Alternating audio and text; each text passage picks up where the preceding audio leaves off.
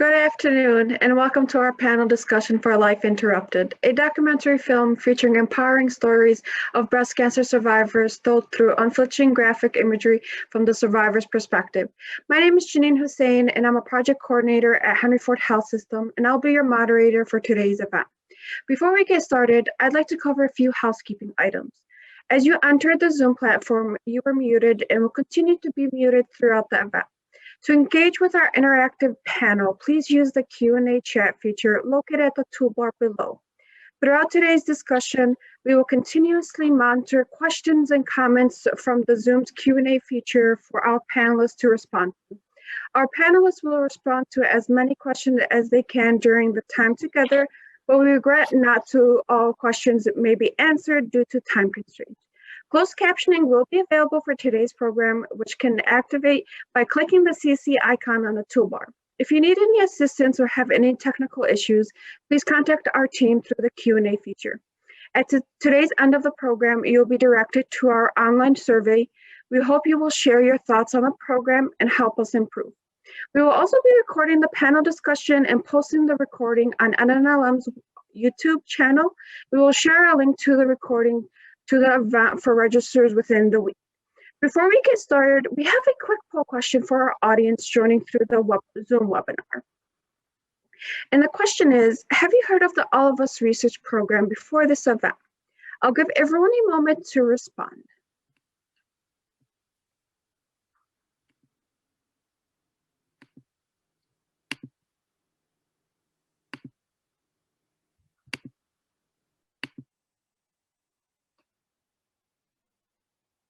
If you don't know what the All of Us research program is, we look forward to sharing more in just a few minutes. Henry Ford Health System is proud to be partnering with the network of the National Library of Medicine and the filmmaker and breast cancer thriver Paula Mosen to offer a virtual film screening in today's panel discussion to increase awareness and understanding of the broad impact of breast cancer in communities that have been and continue to be underrepresented in biomedical research.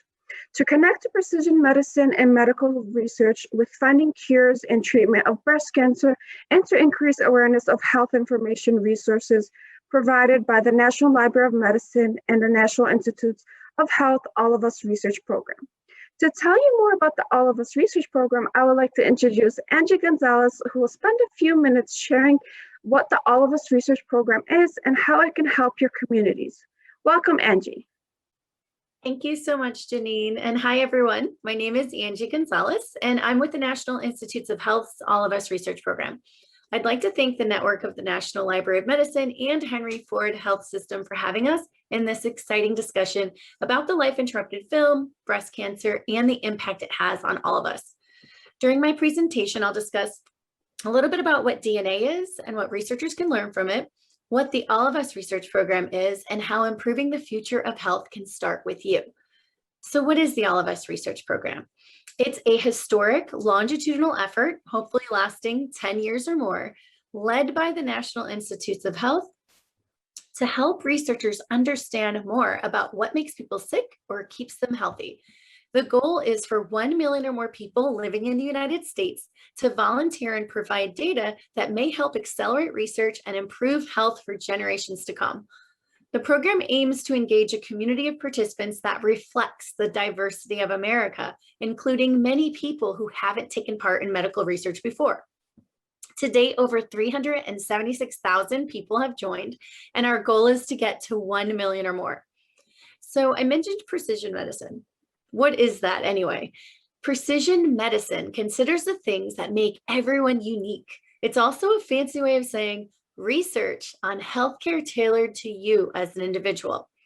It focuses on the differences in our environment, like where you live, lifestyle, like what you eat, and biology, your genes, and family health history. And by studying these differences, researchers may find patterns, and this may improve health for everyone. So, what is DNA and genes? DNA is the material that makes up genes, and genes carry information that determine our traits, like hair color, eye color, and the risk of developing some diseases.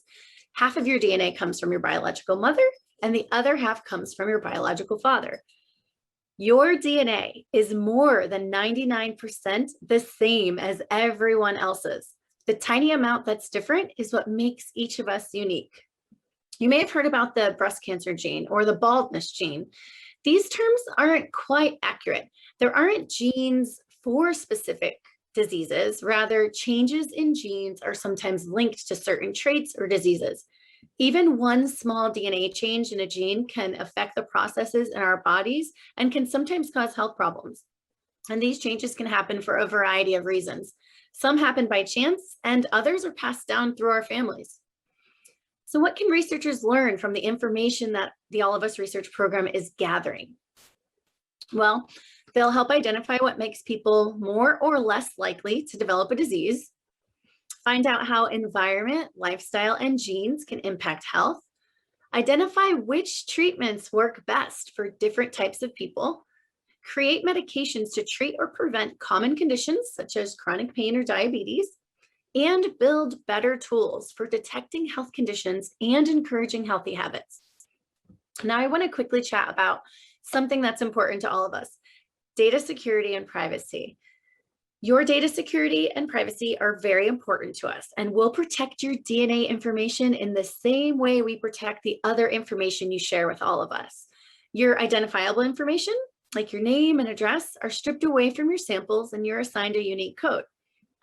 Survey and all personal information are kept safe on an encrypted server with limited access, and participants have access to study information and personal data. But remember, participation in All of Us is voluntary. You're free to share as much or as little as you feel comfortable with because all information is valuable. So now you're probably wondering, what's in it for me? Well, it's simple. You'll contribute to research that may improve health for generations to come. By participating, you'll get a chance to learn about your own health, including personalized risk factors or exposures.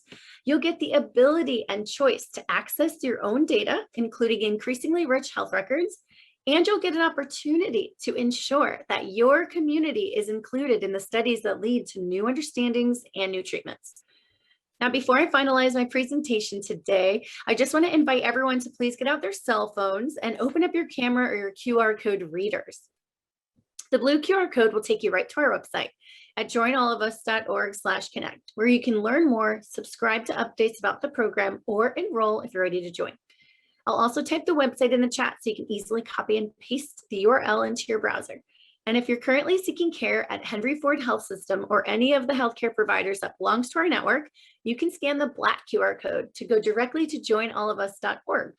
I'll also type that link into the chat, where you can find healthcare provider locations within our network. I'd like to thank you all for your time, and I really hope you enjoyed learning more about the All of Us research program. It truly is one of the largest active data collection efforts out there, and it needs you to help find answers to some of our biggest questions.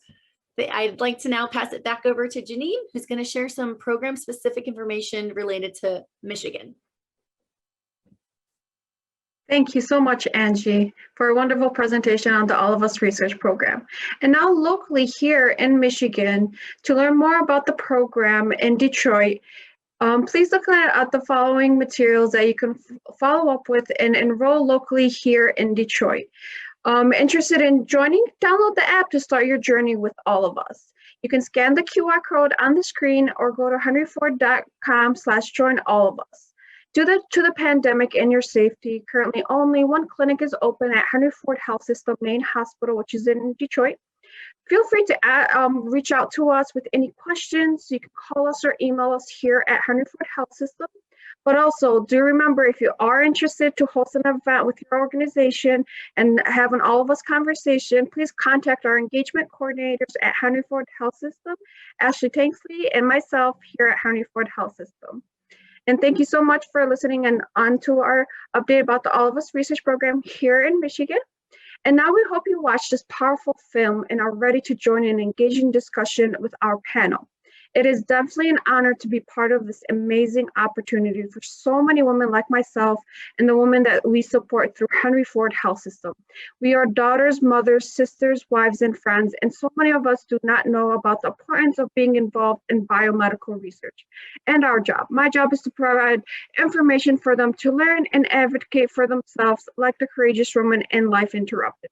I was in awe of their drive to combat cancer head on with all of their might. In the film, we were introduced to three strong women from diverse walks of life who advocated for themselves and partnered with healthcare team during the biggest health challenges of their life. Life Interrupted tells a story of how personal and varied breast cancer journeys are. And in this true for every health condition. This is why precision medicine is the key in the future of healthcare and why all of us is committed to building a database of diverse and individual health information that can hopefully impact future decisions in individual healthcare plans. During today's discussion, we welcome the audience to ask questions, share experiences, and learn more about research programs like all of us and how it can accelerate medical breakthroughs for breast cancer by advancing precision medicine. We hope you will walk away with a better understanding of how the program can be a spark for positive change in research and why is it important that the communities underrepresented in biomedical research have an opportunity to contribute to and benefit from health studies. Now, let's meet our amazing panelists for today. Our first panelist holds a PhD in cancer biology from Granville University and a Bachelor of Science in Nursing from Duke University. Victoria Youngblood is a medical information health educator with the Bay Area Cancer Connections. Welcome, Victoria. Would you like to tell us more about your background in the Bay Area Cancer Connections? Hi, and thank you, James. I appreciate you having me here today. It's always a pleasure to see everyone. So I work at a nonprofit organization in the Bay Area of California, where I provide unbiased medical and clinical information to women diagnosed with and impacted by breast cancer. My goal is not only to empower women through education, but it's also to provide up-to-date research so that women can make healthcare and treatment decisions that are really best for them. So thank you. Thank you so much, Victoria. Our next panelist is a nonprofit marketing maven by day and a breast cancer baddie by night. Jasmine Sowers is a co-founder for the Breast of Us, the first inclusive breast cancer community for all women of color. Jasmine, thank you for joining us. Would you like to tell us more about yourself and for the Breast of Us? Absolutely. Thank you so much for having me. So as a young survivor and as a Black survivor, both my partner and I have dual citizenship in two communities that are often overlooked and underrepresented. We noticed the lack of representation, not just in the imagery and the stories that were being told, but also in the research and the medical community in general. So we created For the Breast of Us to create a space where women could connect with other women that shared their journeys or similar experiences and help women navigate those challenges that they have in the healthcare system so that they can make the rest of their lives the best of their lives after a breast cancer diagnosis. Wonderful. Thank you so much, Jasmine. And last but not least, Paula Mosen, Director of Life Interrupted. She is an award-winning documentary filmmaker, educator, and a PBS consultant who is a two-time breast cancer thriver. Paula, Life Interrupted is a phenomenal, transparent journey about breast cancer and the courageous women who fight it each day. Please take a few minutes to share a bit more with our viewers. Well, thank you for that lovely introduction, and I'm so happy to be here today with everyone. Testing positive for cancer was a shocking experience. Like many people I've spoken to, my whole world blew up. I felt very alone, and I felt very, very vulnerable. As time passed, I got perspective on my own situation, and I realized that there were thousands of us out there and that stories needed to be told. So at that point, I decided to make the film that I wish I could have seen when I was diagnosed both times. I wanted Life Interrupted to put a face to the staggering statistics of breast cancer and to tell authentic stories to inspire change. So thank you. Thank you so much, Paula. I'm going to start with a few questions now, but I encourage our audience to submit their questions, comments, and stories in the Q&A feature. And then I'm going to go ahead and start with a few questions. First question is going to be for Paula. What inspired you to make such a transparent and intimate and empowering film? Well, that's a great question. And as a documentary filmmaker, I always strive to make authentic and empowering films. So I'm glad that it came across that way. I was a documentary filmmaker way before I was a breast cancer survivor. So I knew the power of authentic storytelling and how transformative it could be for an audience to experience. I also knew the power of diverse storytelling as well. And I knew that in an hour and a half, I couldn't tell everyone's story, but I knew by reaching out to other people from a variety of cultures and backgrounds that I could tell a more complete story. And in doing so, I could express some of the personal and also complex issues that breast cancer encompasses. I started with the following themes that I gleaned from my own experiences and in speaking with other survivors. The two themes came across as, number one size does not fit all. And number two, that breast cancer does not discriminate.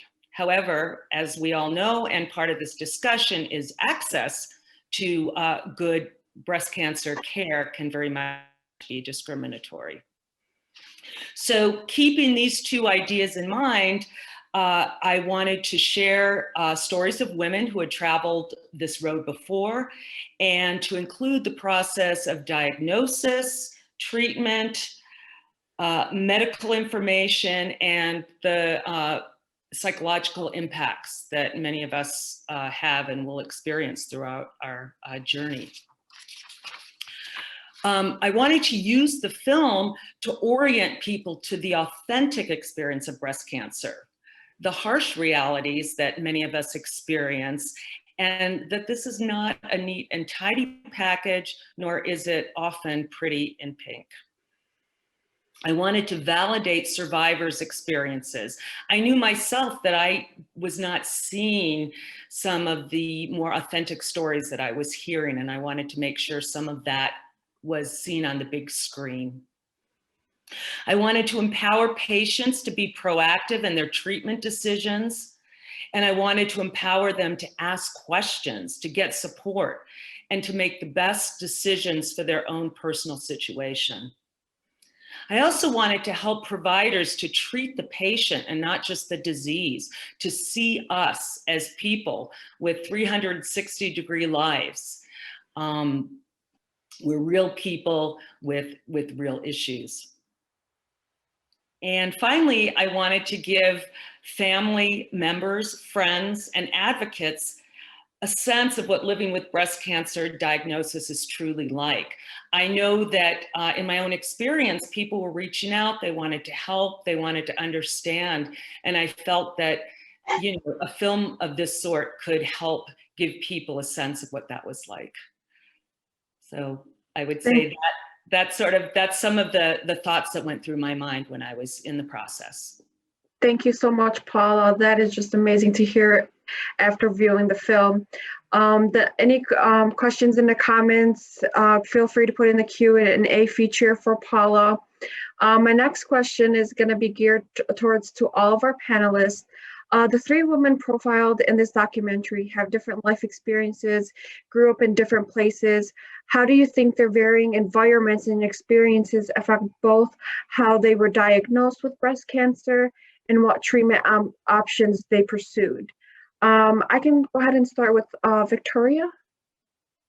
Yes, I think the one place that the film really highlights this question, at least the part that stood out for me, was the treatment process, and particularly in the ability of these three women to get health care. And I think this is where you see a big differences. For example, with Pat Bear, you know, she had to travel extremely far to receive some of the basic breast cancer treatments. And, that is unfortunately something that many women are having to go through. And so I think this film really highlighted a nice difference in access to healthcare.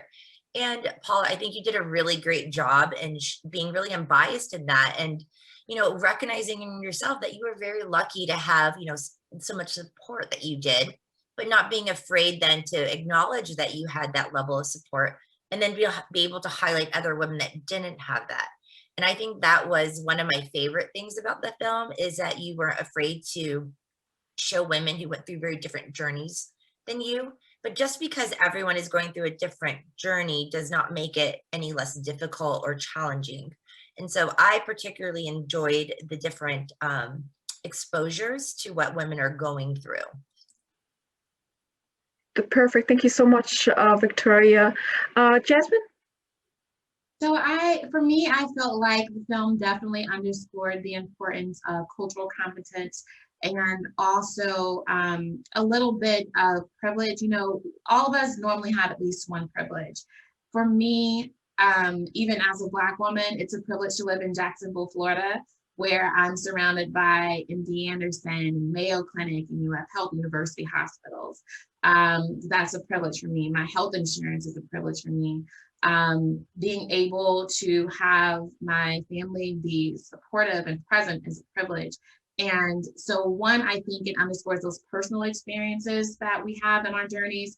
And two, the importance is, like Paula said earlier, when I had the honor of watching the film, one of the first things that came to me was it's so important to understand that people are people before they are patients. And you have to treat people as people and not just the disease. I had the pleasure of being part of a conversation recently this week, and it was about how do they improve cancer care, communication, and coordination. And there was a study about shared decision making, and one of the things it talked about, this is for advanced care, and one of the things they talked about was coming to a mutual understanding of what quality of life meant to the patient. And I told them, I said, why don't we have that conversation earlier on? Why do we wait until we're at end of life planning? And I think it's those kinds of things that are really, when you get to like precision medicine, it's really taken into account what someone wants the outcome of their life to be, and understanding that one size doesn't fit all.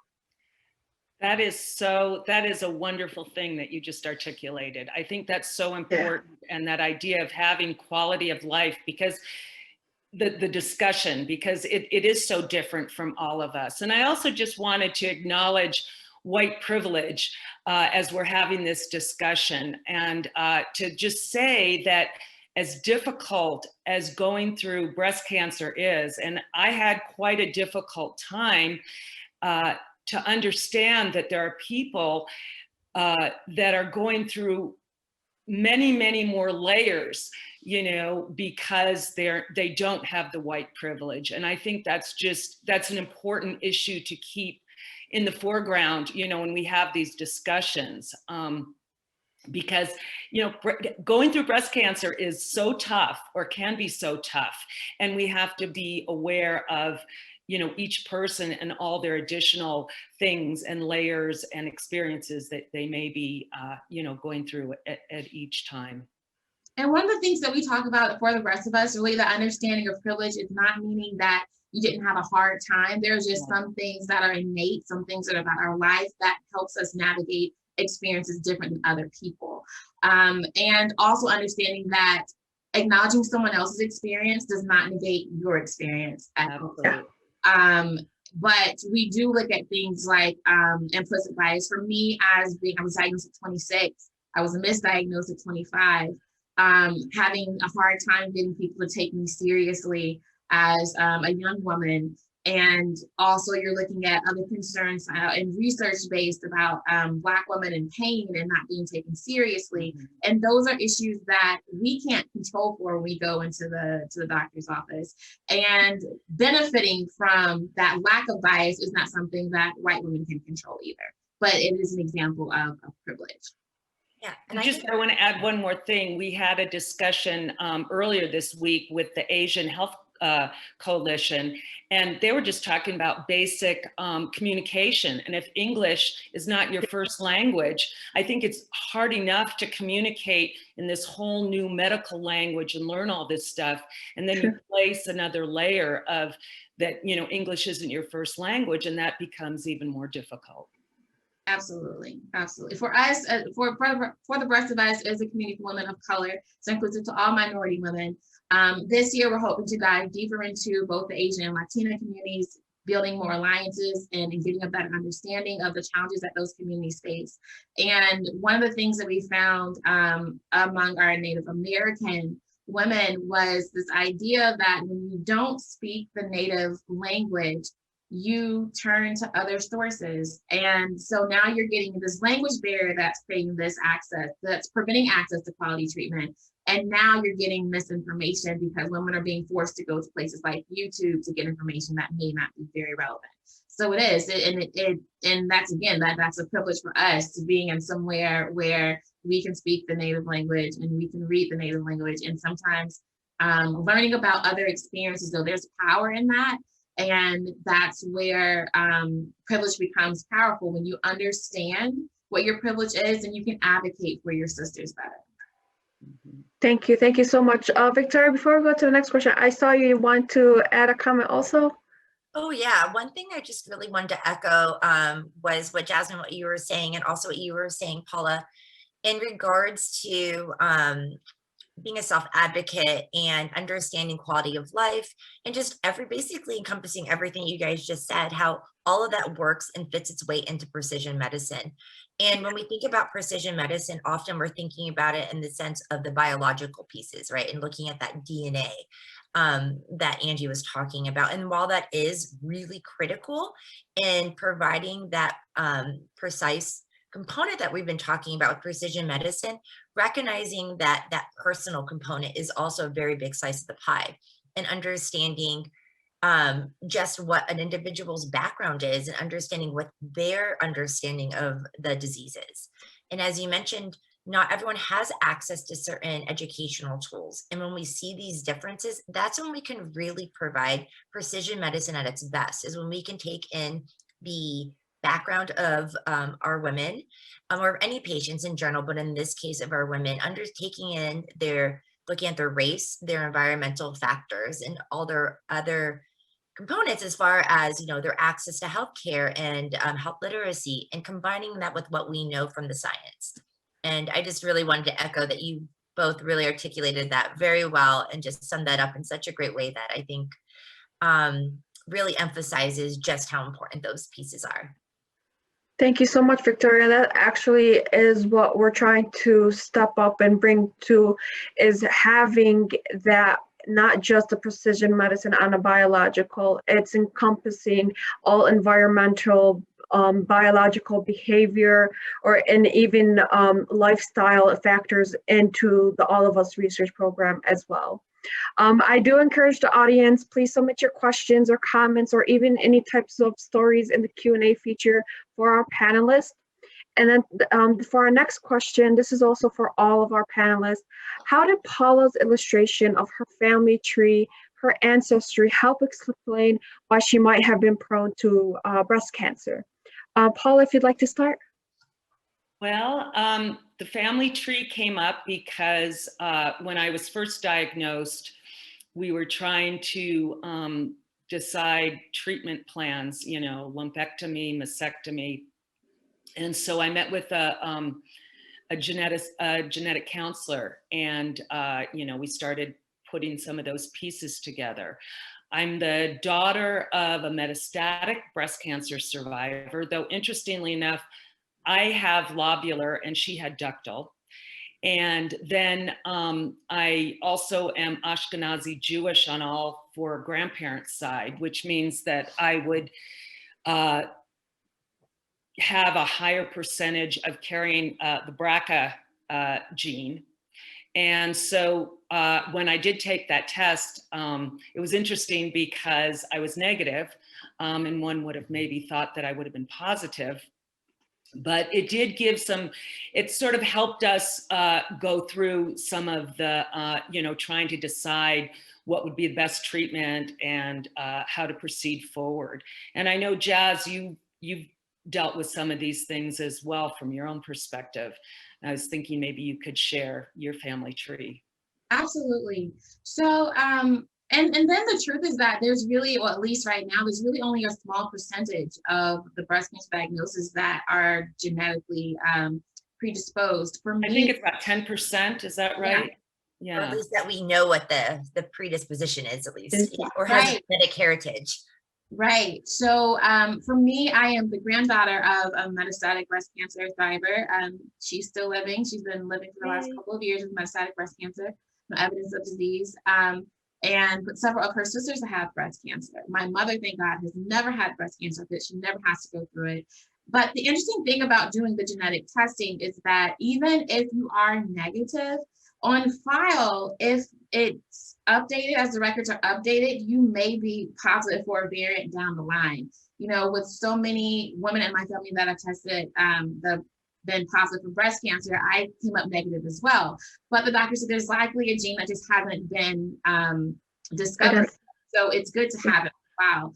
And then two, for the women around you, for the women in your family, just being diagnosed, your first degree, your mother, your sister, like those kind of close relations, that's going to increase the risk of those women around you. So by me getting tested or me being diagnosed, even though I didn't have the gene, my sister, my mother, they now have documentation that they should start screening earlier because I was diagnosed so young. And so the information is still beneficial whether you were tested positive for genetic predisposition or not.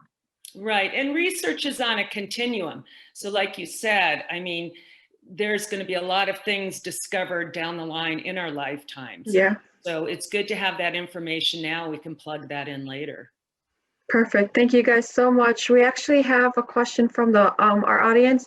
Do any of the panelists have any family members with breast cancer?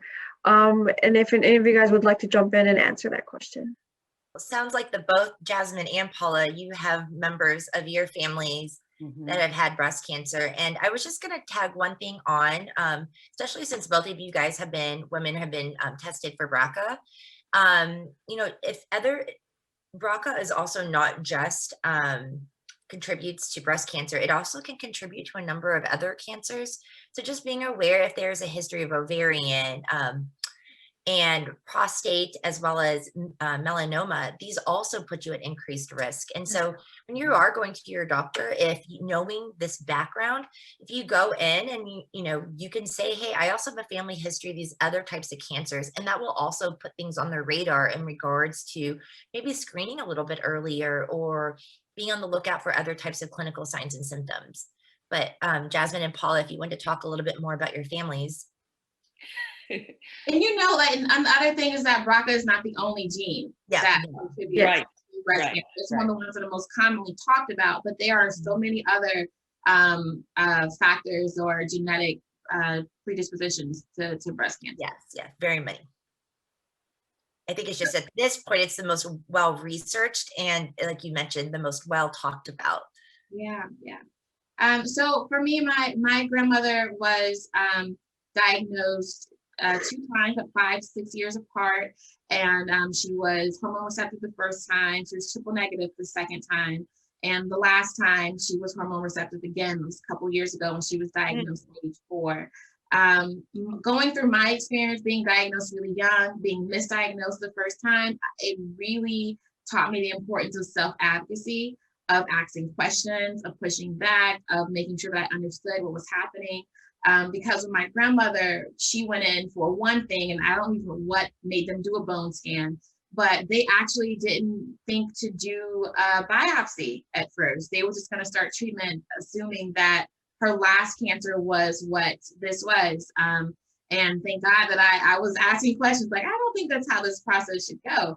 And thank God that we actually went through and had that further testing done, because they did discover that it wasn't her last cancer. And knowing what subtype your cancer is definitely defines what kind of treatment you get. So, but my grandmother is just one of many women in her family that have dealt with breast cancer. And I just want to add in that I think this idea of advocating for yourself and as we've all said, is so important. I know for me, I often get mad at myself, thinking I'm not smart enough, I don't understand this. And to try and be good to yourself and to keep asking questions until you understand. It makes sense. This is complicated. There's people that spend their whole lives studying it. You just got diagnosed and you've got a lot of information to take in. So you need to be patient with yourself and keep asking questions. Yeah, And absolutely. too, like, I think that giving yourself grace and then also like not being afraid to ask questions or not being afraid to seek Yeah. an opinion either. Because I think sometimes we feel like we might offend the doctor if we like, well, maybe I need to ask somebody else. But we have to make decisions. We have to make a lot of decisions, and we have to make them very quickly. And we just want to do the best that we can do in that moment. And I think understanding the gravity and the consequences or the risk involved with every decision that we make is very important to us making the best decision for ourselves. Perfect. Thank you so much, all of you guys, for answering that question. Another question we just got in is, have any of the panelists participated in clinical trials during their treatment? It's a good question. I have not. I don't know about you, Jazz. I have not participated in clinical trials, so I understand the significance and importance of clinical trials. I have done medical research projects, though. I've done surveys, plenty of those, plenty of interviews. And I think another important thing about clinical trials is that clinical trials are not a last ditch effort. They are clinical trials for all different aspects of the cancer experience. So just because you're not stage 4 doesn't mean that you don't qualify for clinical trial. There are so many things that are being studied. That's a good point. Yeah. I work with a lot of clients that come to me often wanting to be part of clinical trials for many different reasons. Some it is in the last ditch effort. For some individuals, they really value wanting to help others, and they see this as being their opportunity to contribute in a meaningful way that they know that down the road other individuals will benefit from. And I do recommend anyone who wants to be part of a clinical trial, definitely do your homework, talk to resources, educational people who are involved with education and understand the process of clinical trials, just so that you can be well informed.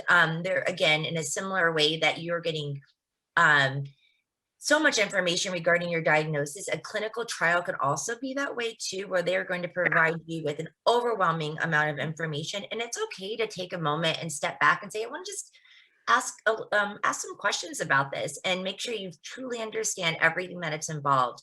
And one thing I do want to remind everyone who's watching, if you are involved in a clinical trial, very similar with all of us, is that you always have the option of withdrawing yourself from it. And just because you start it, you do not have to commit and stay involved in it. You have that right as a patient to say, you know what, maybe this isn't working for me anymore. Perfect. Thank you guys so much for answering. Does anybody else have anything to add in? Okay, perfect. I do encourage any other comments, questions from the audience, feel free to keep dropping them, and they're filtering through my way. Another question that I have, and this is for all of you guys. So much of what we have been talking about precision medicine, how it correlates to perception, experiences, and access. We know there is a history in this country that created some mistrusts of biomedical research programs. We also know that access to information, patient-physician partnerships, and a solid healthcare are not available to everyone. So what are your thoughts on how the All of Us research program is positioned to decrease gaps in health equity? I think from just a grand scale, it's information. And I think by having information comes power. And the nice thing I think about the All of Us is it's not saying we want someone who is, fits this perfect mold of what we're looking for, like a lot of other research studies, which they sometimes need to be that specific. What I like about the All of Us is it's saying everyone come. We don't care what your background is. We don't care how old you are, where you live. And they're really just trying to gather as much information as possible so they can make meaningful correlations to help people in the future. And obviously this is going to take time, but I think the more and more people that we get involved in this type of project, the more that we're going to be able to have more of that precision medicine. As we know, unfortunately, within biomedical research, there's a huge gap in the amount of minorities that are involved in these studies. So a lot of information, for example, like Jasmine, as an African-American woman or as a Black woman living in the United States, a lot of these clinical trials are based off white women, and there are very distinct differences and multiple different levels throughout lifestyle, environmental, genetic changes. And I'm hoping sincerely that the all of us will help address this in one way or another. And I think moving forward, I do know that there are a lot of efforts of being more inclusive and understanding the way that there are just different biases associated with research. And I think there are a lot of efforts to improve this. However, I do think this, all of us, will be a great step in moving that forward, essentially. And I think with some of these differences and barriers, my mom is an immigrant and she's Korean, so I'm half Asian, even though I don't really look as Asian as my mother. But there's also these issues with precision medicine, or just environments and medicine and research, that, going back to what we were saying a while ago about being a native speaker, sometimes people just judge you immediately if it's not based on the way you look, the way you sound. And I'm really hoping that moving forward, we can eliminate some of these, I guess, judgmental pieces that come along with medicine. I got a little sidetracked there and I apologize. No worries. Thank you so much, Victoria. Paula, Jasmine, anything else to add in? Well, I would just say, as a breast cancer survivor, I would like to pay it forward. I have found, as being a survivor, that I've met so many incredible, generous survivor women who want to share their stories, who want to help the next generation who comes after us. And so I think, doing my part, besides making a movie and, participating in some of these discussions, is to donate some of my tissue, so that, in hopes that we will have better treatments and better access in the future. Thank you so much, Paula. So I'll just hot pursuit on a couple of things there. One thing I'll point out is the importance of the use of your words, the term health equity versus health equality. I don't know how often people really take the time to make that distinction, but health equity means that we're giving everyone an equal chance of having a healthy life. And that's when you take into all these different factors of education, income, and environment, all of these things. We're still giving everyone, each community, what they need to be healthy and to have access to quality healthcare. So when we talk about things like clinical research and the mistrust and all those different elements, for the rest of us, we definitely value medical research and clinical trials. This is why we've taken on the research project to understand what race and culture and perception, how those things affect the impact of clinical trials. Because the reality is that if our communities are not represented in the research, we're also not getting access to the most effective, most innovative treatments. And so with all of us leveling that playing field, it's creating that access point for us to at least engage people and start those conversations about the importance of being involved. Perfect. Thank you so much, Jasmine. I know as somebody that has personally participated in the All of Us research program, it's bringing in my health history and actually seeing into my own family history, because in my family, on my father's side, breast cancer is very prominent on my father's side. And I was the All of Us research program can help dive deeper into that and looking into my family history as well. It looks like we have another question from the audience coming in right now, saying, what advice do you have for someone who is newly diagnosed with breast cancer? And this is towards anybody on the panel. That's such a big one. Very important. It is a very important one. Yeah. I think a couple of things. One is giving yourself grace. There is no preparation for a breast cancer diagnosis, and unfortunately, there is no preparation for what survivorship looks like. For me, ending active treatment was probably the hardest part because it felt like I spent those months running towards the goal, and then once I finally caught my breath, like I need to deal with everything that's happened to me. So give yourself some grace to feel how you feel, to take the pressure off of trying to navigate other people's emotions, but I think we try to do that as well. We don't want other people to be upset when we're upset, and advocate for yourself, and don't be afraid to ask questions and get a second opinion. Everyone's journey doesn't look the same. Everyone's body isn't going to react the same way to medicine, but finding a community that you can plug in with and being very active in your treatment journey, I think, are very important. I would say all of those. Plus, you feel the pressure to make quick decisions. Yeah. And at the same time, take the time you need to understand and to make the best decision. Don't get just pushed into that, I need to make it as soon as possible. And everything she said. Especially for young women. There are so many young women that never have the chance to even have a discussion about fertility preservation because they're feeling so rushed. This is where I think understanding the impact of your definition of quality of life is so important. What do you want your life to look like when this chapter is done? And you need to keep that in mind. You need to remind your doctors of that as you go throughout your journey. And actually, I thought Debbie did that really well in the film, where this is all coming at her, and she needs to make decisions. And she said to her oncologist, wait a minute, I want to be pregnant, give me some time. And at the same time, she knew that everybody wanted to move it along, but she did make room for the time and gave her the chance to, research fertility. I loved that you highlighted that component in the film, because for, about 10% of women, they are in the age of they're fertile. Right. And that's a huge number. We're talking about 10% of around 300,000 people. That's around 30,000 people that are still in and have many years of fertility left during their diagnoses. And this is one thing I think that's really been improving over the years, especially from talking with different clients, is that people are looking now at what it looks like after you have a breast cancer diagnosis.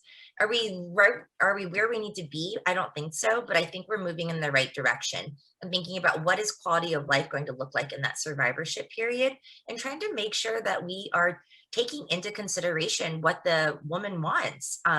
Does she want children? Yeah, we need to think about this ahead of time, not after the fact. And again, Jasmine, you nailed it when you said having these conversations and being an advocate for yourself. I do think it can be hard for women, though, to be an advocate for themselves, though, because it is very intimidating and it is really scary. But I would always encourage everyone to just seek education in one form, but make sure you're getting it in an unbiased manner. I think going and finding resources and from people who understand the disease and have a strong background in the disease is also really important. I think looking up things online can be helpful, but it can also send you down rabbit holes of really irrelevant information or things that aren't actually that relevant to you right now. The field of breast cancer is changing so quickly, and there's so much research surrounding it. I think you need to make sure you're also getting your information from a reliable source. Can you name any reliable sources that you might, go to when you're trying to figure something out? Yeah. I know for us in the Bay Area, the organization I work with, Bay Area Cancer Connections, is a wonderful one. We also offer medical information to anyone across the country. So, and being aware now, even though with COVID, things have gone virtual, but the benefit of that is people are able to access resources now from all across the country. There are other number of organizations that have done a really good job of accurately portraying studies. Breastcancer.org is a great one. The American Cancer Society is also another that does a really great job. And again, if you are a little unsure of where to go, you can also, ask your physicians, ask your healthcare team, and don't be afraid to ask multiple members of that healthcare team if they can give any recommendations of a resource, and say, like, I need some time, and where can you point me in the direction of where to go? And I think all of that is very critical and beneficial to women.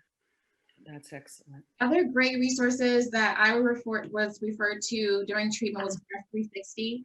I let breastcancer.org was another one. For young women, Young Survival Coalition is a great resource. Living Beyond Breast Cancer, they are very, what's the word I want to find? They're very comprehensive. So they even have things like books to explain diagnosis to your children for all ages. They have a hotline for mentors. So there are a lot of awesome resources out there. Thank you so much, everybody. For our audience members, is there any other last minute questions, comments, or even stories you'd like to share in the Q&A feature on the bottom of your toolbar? I'll give it a moment to see if any questions do come in. Well, one thing I wanted to point out, Paula, was about the importance of authentic storytelling. And I think I did before. That's one of the things that I love about the film. And it was how complete it felt to see someone else going through the journey and saying, like, some of this sucks. Because I think a lot of times in the nonprofit community, there's they have to sell this happy narrative, right? They have to sell that we ring the bell and it's done, and that's just not the reality of it. So I think you, like, showing your experience, especially after your breast reconstruction, they ask how you felt, and you're like, this is it, and like, people don't want to talk about that, but that is the reality. And that was one of the reasons that for the rest of us creating this space, women of color, where we couldn't Google women that look like us, and we couldn't Google images of women that look like us, but to create a space where women could be honest about their experiences. And we're editing for understanding, not to sell any perspective, but to let women say, like, you are seen and you are heard and your experience is valued. I think that is so special. And that's definitely one of the things that I valued, was that you definitely laid it all out there. Well, thank you. Yeah, I mean, again, I was looking for those images and didn't see them a lot of the time. And so it was important to share that. And I think a lot of times as survivors, we're supposed to feel, I mean, we are grateful, but yeah, it's not a, it's not an even keel thing. And, it's one of our discussions I was thinking about that you and I had during one of these panel things is, it's an ongoing growth, and it's not like you ever get there. I think it's a constant process. And it's a constant process of kind of accepting who you are, and maybe, trying to figure out how to better your future. And it's not, like ringing the bell, you don't just arrive. We're going to be doing this the rest of our lives. And when I was in this conversation about cancer coordination and communication, it was interesting because it was a bunch of people from the medical field, and I'm like, where are the survivors? We had to be part of this conversation. But I think maybe 2 or 3 of us were there from patient perspective, and like the rest of the people were medical background. And what was interesting is that when they talked about survivorship, their idea of survivorship, medical wise, was, well, this is what happens should we have to reinstate treatment. And I said, oh no, like, that's not where we are. When we're thinking of survivorship, we're battling body image issues, right, and health, and sometimes sexual dysfunction. And there are all these other issues that we are dealing with when we think of survivorship. And it feels like sometimes we're kind of like tossed out there. Yeah. Figure it out.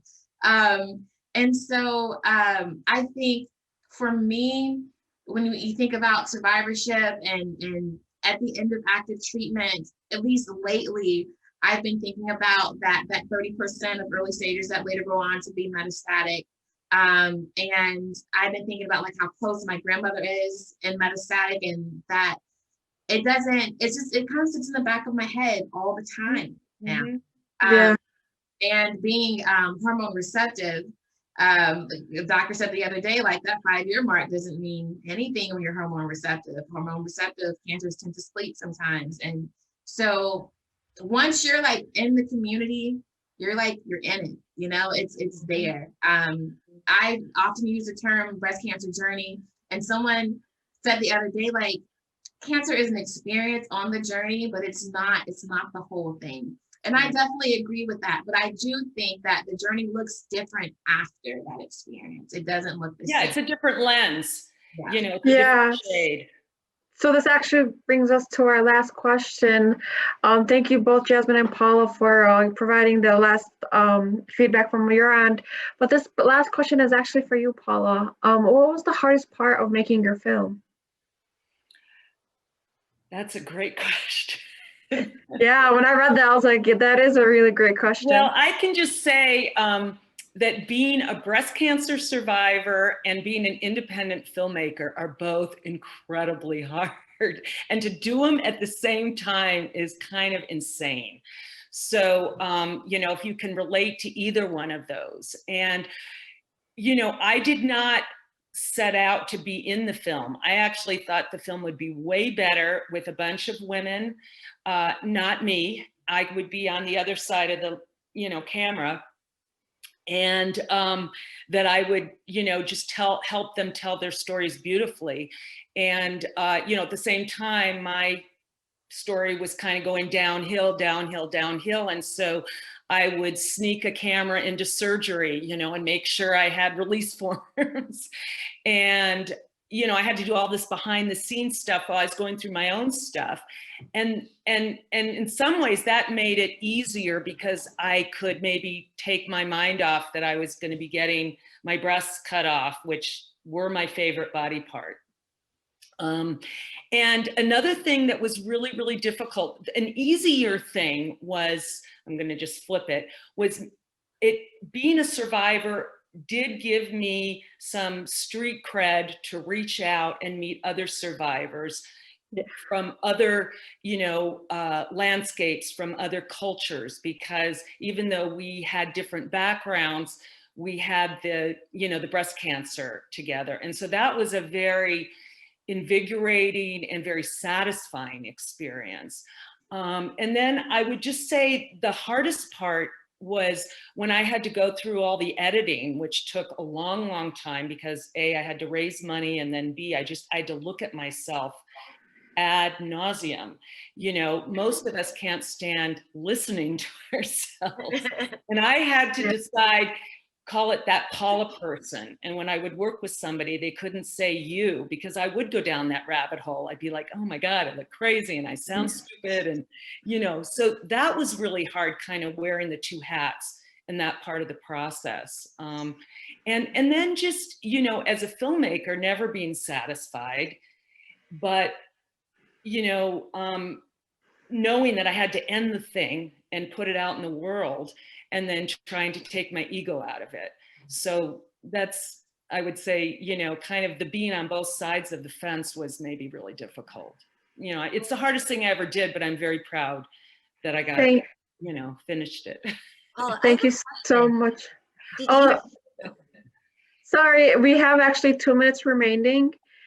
Yeah, I know it was such a great discussion we were having here, and I like to actually for all of the unanswered questions from today, we will be following up with. But Victoria, Jasmine, Paula, thank you so much for joining us today, and to all of our audience members, we want to thank you so much for attending our live interrupted panel discussion. But before we go, I know we have 2 more minutes left. We have 2 final poll questions for the audience members who are joining us in the Zoom webinar. And then I really wanted to thank all of the panelists for sharing your stories and making this such an interactive discussion between all of us. As NNLM pulls up the polling questions, thank you so much, ladies, for sharing your stories today and answering our audience's questions for today. This program was made possible in partnership with the National Library of Medicine, the Network of National Library of Medicine, and the NIH All of Us Research Program. We really do hope you all enjoyed this program, and please share your feedback with us through our survey in the chat. Your responses will help us continually improve our programming, and we hope you do enjoy the rest of your day. Thank you, everybody.